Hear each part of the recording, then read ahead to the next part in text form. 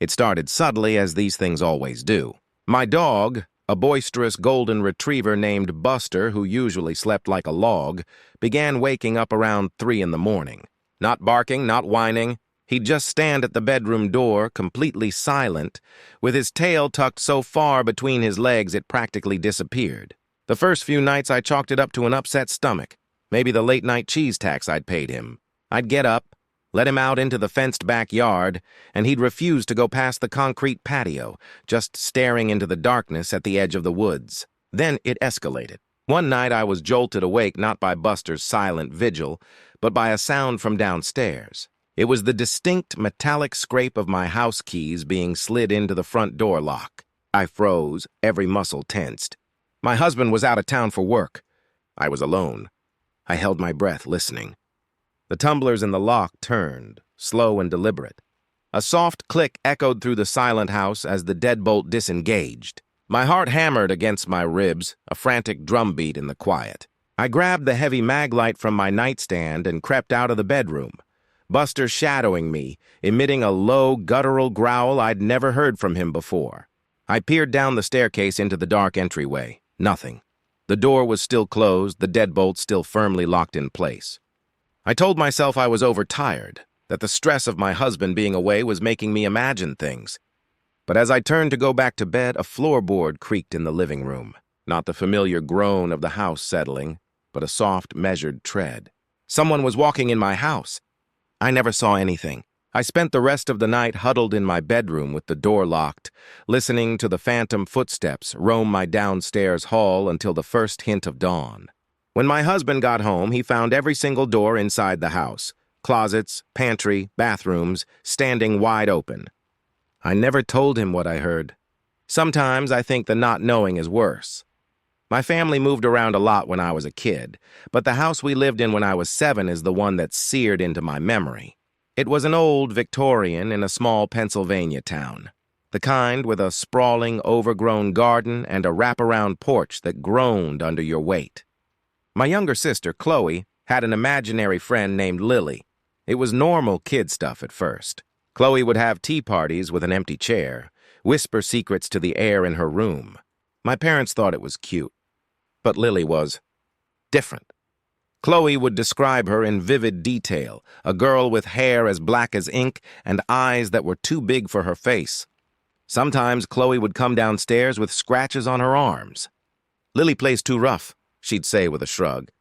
The weirdest part was the cold. Chloe's room was always freezing, even in the dead of summer. You could feel the temperature drop just by walking past her doorway. One afternoon, I was playing in my room when I heard Chloe laughing hysterically. I went to her room and found her sitting on the floor, clapping her hands.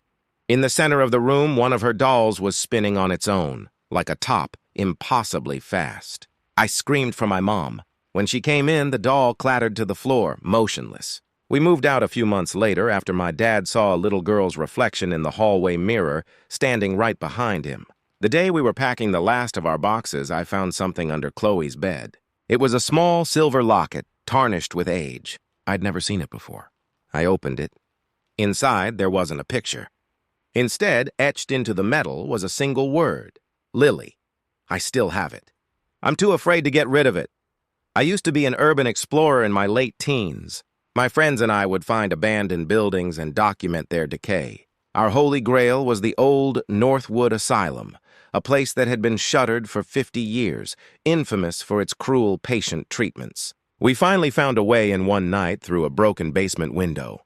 The air inside was thick and stale, tasting of dust and misery. We explored for hours, our flashlight beams cutting through the oppressive darkness. We found patient files scattered across rotting desks, rusted medical equipment, and rows of empty, decaying rooms.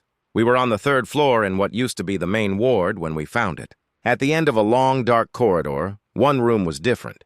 The door was pristine, freshly painted white with a polished brass knob. There was a strange humming sound coming from inside. Against our better judgment, we opened it. The room was immaculate. A vintage wooden desk stood against one wall, a leather-bound chair tucked neatly beneath it. There was no dust. The air was fresh. And sitting on the corner of the desk, steaming as if it had just been poured, was a single cup of black coffee. We didn't even speak. We turned and ran, scrambling over debris, not stopping until we were back outside, gasping in the night air. We never went back, but I looked up the asylum's history later. I found an old staff photo from its final year of operation. One of the doctors, a man with cold, dark eyes, looked unnervingly familiar. His name was Dr. Alistair Finch. His office, according to the records, was the only one on the third-floor ward. He disappeared the same day the asylum closed and was never seen again. My sister and I decided to drive from Chicago to Los Angeles the summer after she graduated college. We were somewhere in the vast, empty expanse of Nevada, long after the sun had gone down. It was that kind of deep, star-filled night where the highway is just a ribbon of gray disappearing into nothing. There were no other cars for miles. That's when we saw him. Standing on the shoulder of the road, bathed in our headlights, was a man. He was older, with a neatly trimmed gray beard, wearing a perfectly pressed suit. He had a briefcase in one hand and his thumb out with the other. He smiled as we passed, a wide, friendly, toothy grin. "Weird place for a businessman?" my sister muttered. We drove on. About 20 minutes later, we saw him again. Same suit, same briefcase, same smile, standing on the side of the road as if he'd just appeared there. It was impossible. There were no exits, no intersecting roads, nothing but desert. My sister floored it. We were both spooked, trying to rationalize it. Maybe he had a twin. Maybe we were just tired. Then, for a third time, we saw him. This time, he was standing in the middle of our lane. My sister swerved, the tires screaming on the asphalt. As we shot past him, I looked out my window. He was still standing there, but he wasn't smiling anymore. His face was a mask of cold, predatory rage. And his eyes? They seemed to glow faintly in the darkness. We didn't stop driving until we saw the lights of a 24-hour gas station, a tiny island of light in an ocean of black. We never saw him again, but sometimes, when I'm driving at night, I see a figure on the side of the road out of the corner of my eye. I never look back. When my grandmother passed away, I inherited her old smartphone. She was surprisingly tech-savvy for an 80-year-old. I wiped the device, but for some reason, her contacts and message history resynced from the cloud. I didn't think much of it, just a weird tech glitch. A few months went by. I was having a particularly rough week at work and was feeling pretty low. My phone buzzed with a new text message. It was from my grandmother's number. My heart skipped a beat.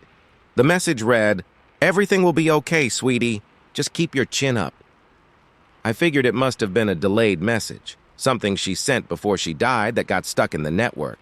It was comforting in a strange way. I replied, "Thanks, Grandma. I miss you," knowing it would just bounce back as undeliverable.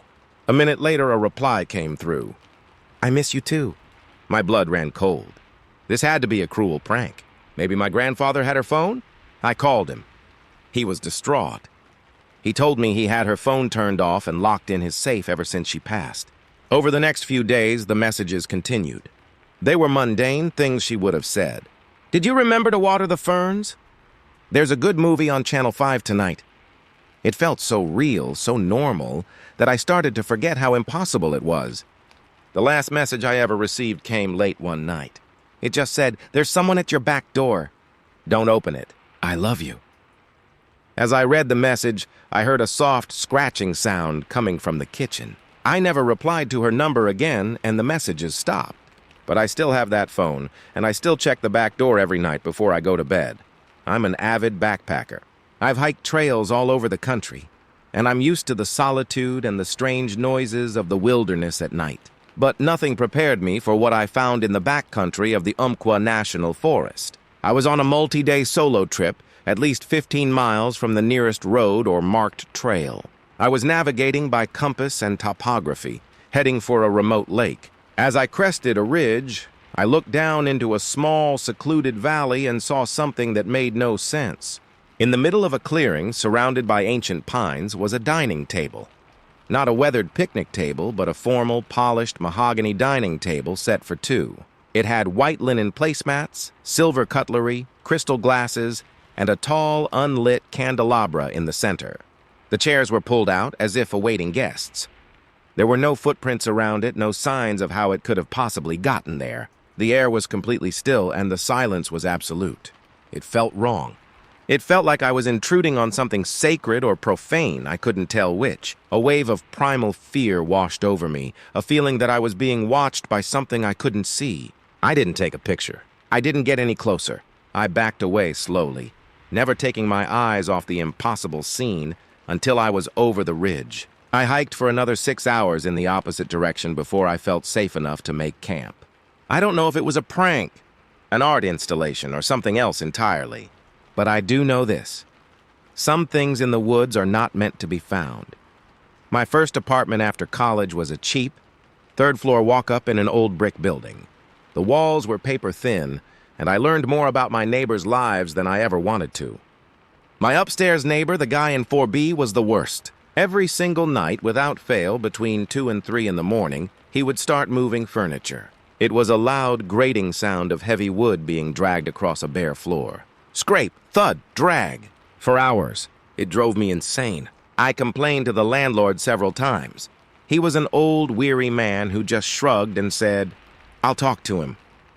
But nothing ever changed.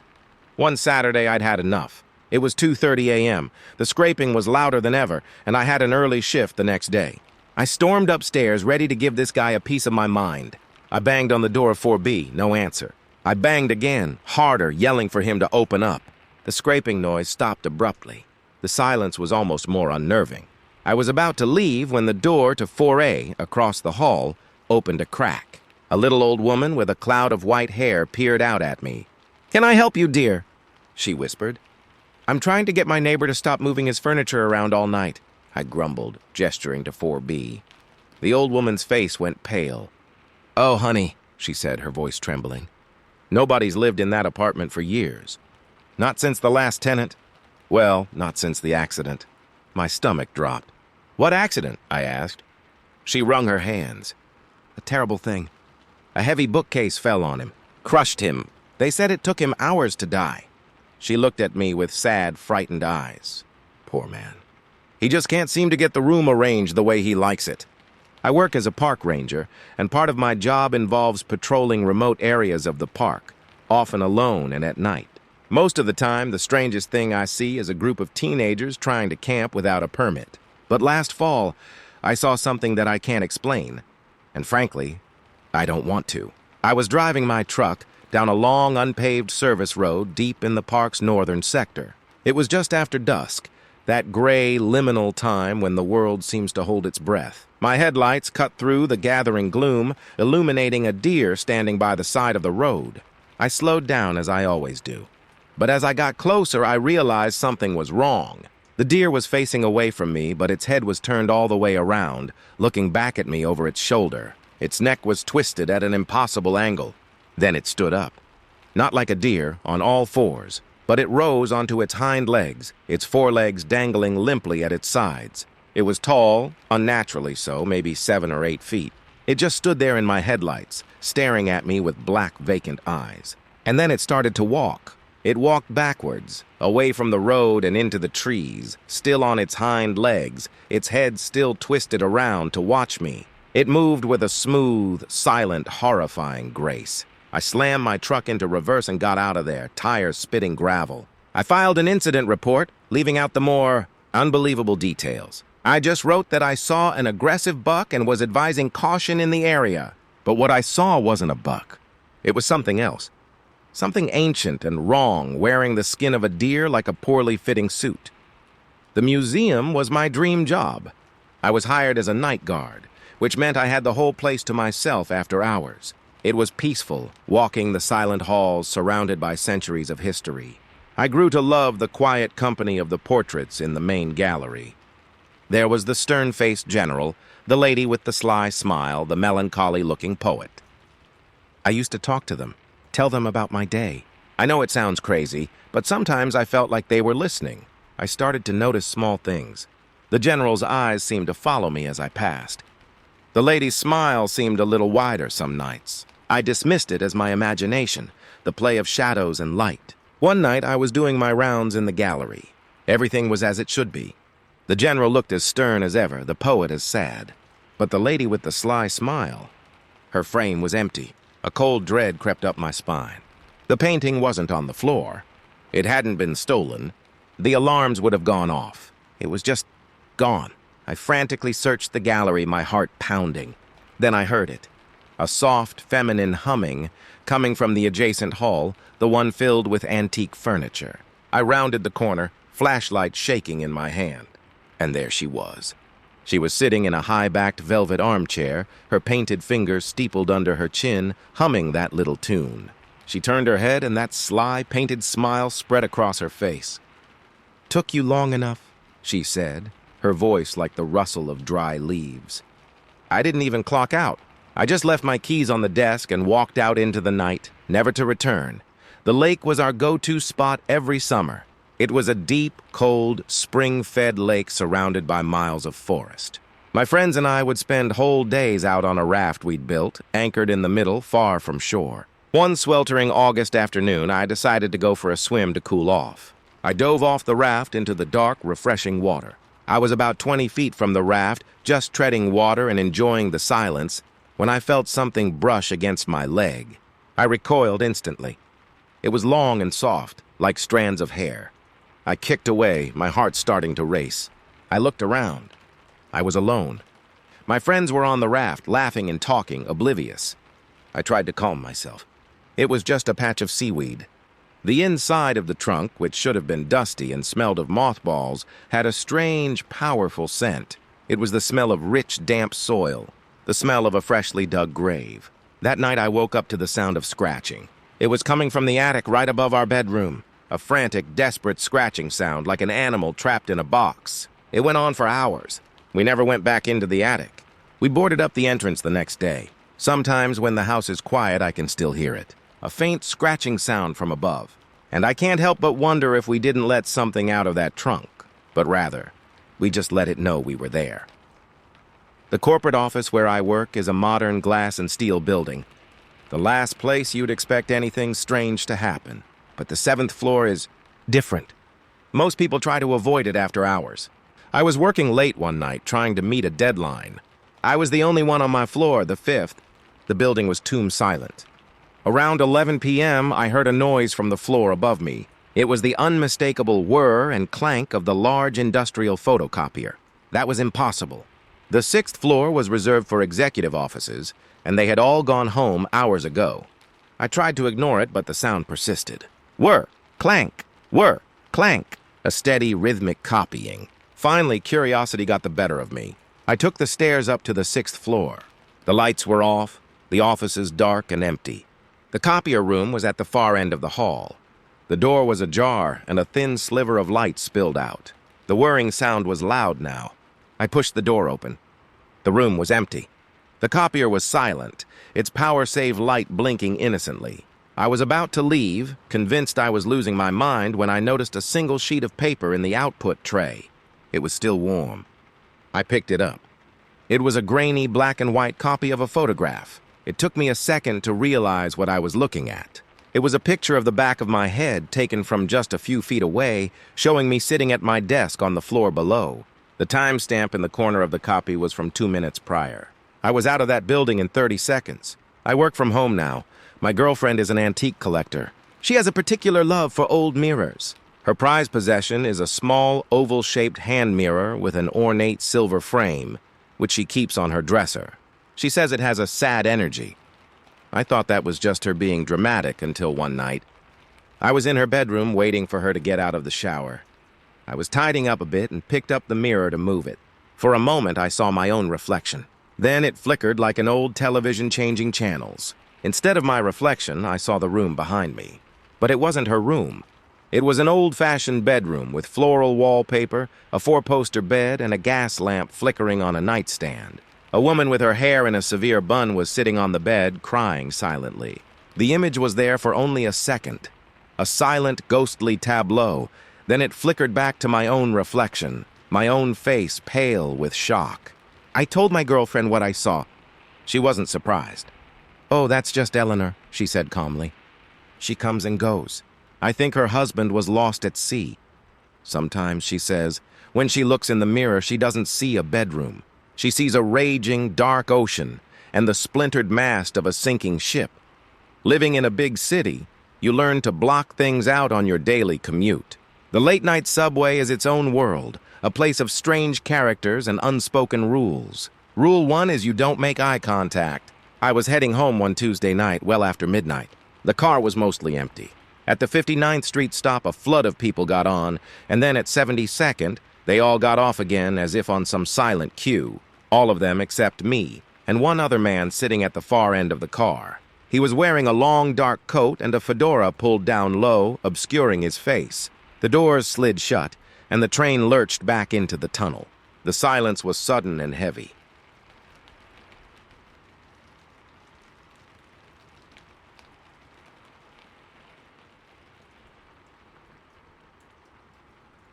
My brother and his wife had their first child last year, a beautiful baby girl named Maya.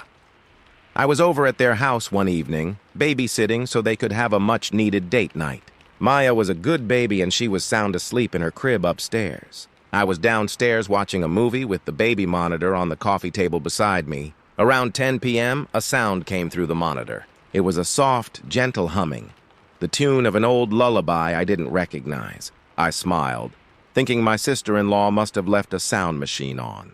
But then I realized the humming wasn't mechanical. It had the slight imperfections of a human voice. It was a woman's voice, sweet and melodic. I figured it must be interference from a neighbor's monitor. We lived in a dense suburban area. It was plausible. I turned the volume down and tried to ignore it. But the humming continued, and it seemed to be getting clearer, closer. A wave of unease washed over me. I crept upstairs and peeked into Maya's room. She was fast asleep, her little chest rising and falling rhythmically. The room was silent. There was no sound machine. I went back downstairs, my heart thudding. The humming was still coming from the monitor, now clear as a bell, as if the person was standing right next to the crib. Then the humming stopped, and the sweet voice whispered, clear as day, through the speaker. "What a beautiful child," it said. "I think I'll keep this one." I grabbed the sleeping baby from her crib and sat in the locked car in the driveway until her parents came home. They're convinced it was a radio signal, but I know what I heard. They still use that monitor. I'll never babysit there again. The house was a foreclosure, a steal we couldn't pass up. It was old, built in the 40s, but had good bones. The previous owners had left a lot of junk in the basement, including a dusty old box of 8mm film reels. One rainy Sunday, my wife and I decided to see what was on them. We had an old projector we'd bought at a flea market. We threaded the first reel and turned off the lights. The film flickered to life, showing a family from the 1950s, a smiling man, a woman in a floral dress, 2 young kids. They were having a birthday party in our living room. It was charming, a little window into the past. We watched another reel. This one showed the family on Christmas morning, opening presents by the very fireplace we now used. Then we put on the third reel. It was the family having a picnic in our backyard. The camera panned across the sunny lawn, showing the kids playing, the father at the grill. Then it panned towards the house, towards the basement window, and for a split second a face was visible in the dark window, a pale face with wide, terrified eyes. My face. The camera lingered there for a moment, and I could clearly see myself, my expression one of utter horror, staring out from the past. The film then cut to static. We threw the projector and the films out that day. Sometimes I feel like I'm living on a loop, that I've been in this house before, and that something terrible is always about to happen. My great-aunt Clara was a woman who lived and died by routine. She was also a creature of habit when it came to her perfume. For as long as I could remember, she wore the same scent, a heavy, cloying gardenia fragrance that announced her presence long before she entered a room. After she passed, my mom inherited her antique grandfather clock. It was a beautiful, ornate piece, and we gave it a place of honor in our hallway. About a week after we brought it home, I was walking past the clock when I was hit by an overwhelming wave of that gardenia perfume. It was so strong it was like Aunt Clara was standing right next to me. I called out for my mom, thinking she might have found an old bottle of the stuff, but she was on the other side of the house. The scent lingered for a minute, then vanished as quickly as it had appeared. That night, the grandfather clock, which hadn't worked in decades, chimed once at exactly midnight. He eventually gave up, accepting it as just another quirk of the old farm. He told me the house was built on an old postal route from the 1800s. The mail coach used to pass by at that exact time on its nightly run. It seems the old postman is still determined to make his delivery, long after the route, the coach, and the man himself have turned to dust. The blizzard of '96 was legendary in my hometown. We were snowed in for 3 days straight, with drifts piling up against the doors and windows. It was kind of magical at first, a forced holiday from school and work. On the second day, the snow finally stopped. The world outside was a pristine, untouched blanket of white. I was looking out the kitchen window, sipping hot chocolate, when I saw them. A single set of footprints appearing one by one in the deep snow of our backyard. It was as if an invisible person was walking from the edge of the woods towards our house. Step, pause. Step, pause. A deep impression left in the perfect snow. There was no one there. The footprints were large, as if from a heavy boot, and they led in a perfectly straight line to our back door. And then they stopped. I watched for an hour, my face pressed against the cold glass. There were no other tracks. No footprints leading away. Just a one-way path from the woods to our doorstep. Later that day, my father had to clear a path to the woodshed. When he came back inside, he was pale and shaken. He said the snow on the roof of the shed was undisturbed, except for a single perfect handprint melted into the frost on the attic window, as if someone had been inside, looking out. We never figured out who or what had paid us a visit that day. I'm a librarian, and I have a soft spot for the dusty, forgotten books in the library's deep storage. One afternoon, I was exploring a section that hadn't been cataloged since the 1930s when I found a strange book. It had a plain, dark green leather cover with no title or author on the spine. Intrigued, I opened it. The book was handwritten in elegant, looping cursive. I started to read.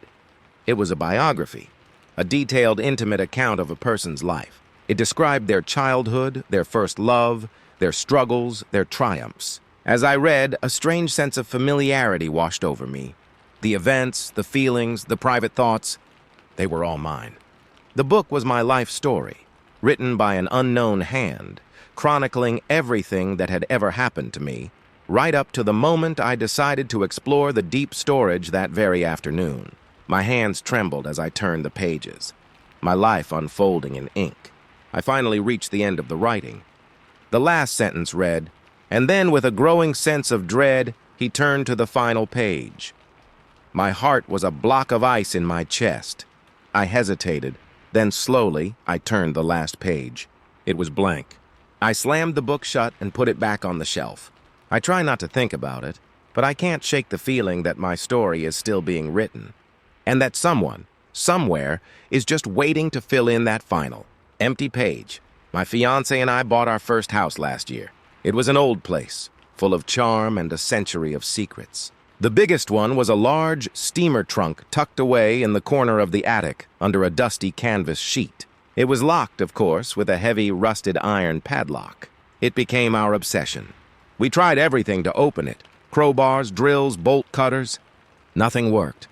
Finally, we hired a professional locksmith. Even he struggled with it, muttering about how he'd never seen a lock like it. After nearly an hour, he finally got it open with a triumphant click. We held our breath as he lifted the heavy lid. We were expecting old letters, vintage clothes, maybe even some forgotten treasure, but the trunk was empty. Completely, spotlessly, inexplicably empty. The locksmith shrugged, collected his fee, and left. We were disappointed, but also deeply puzzled. I broke my own rule. I glanced at the man. He was looking down at a newspaper, but something about him felt wrong. His posture was too stiff, his stillness too absolute. The train rattled on. The next stop was 96th Street. As we pulled into the station, the man folded his newspaper, tucked it under his arm, and stood up. He walked towards the door, his steps unnervingly silent. As he passed under the flickering fluorescent light, he turned his head slightly in my direction. He didn't have a face. It wasn't gory or monstrous. It was just blank. A smooth, featureless expanse of skin where his eyes, nose, and mouth should have been. The train doors opened, and he stepped out onto the platform and disappeared into the crowd. My stop was next, but I stayed on that train until the end of the line, until the sun came up. I take the bus now. I've suffered from sleep paralysis for as long as I can remember.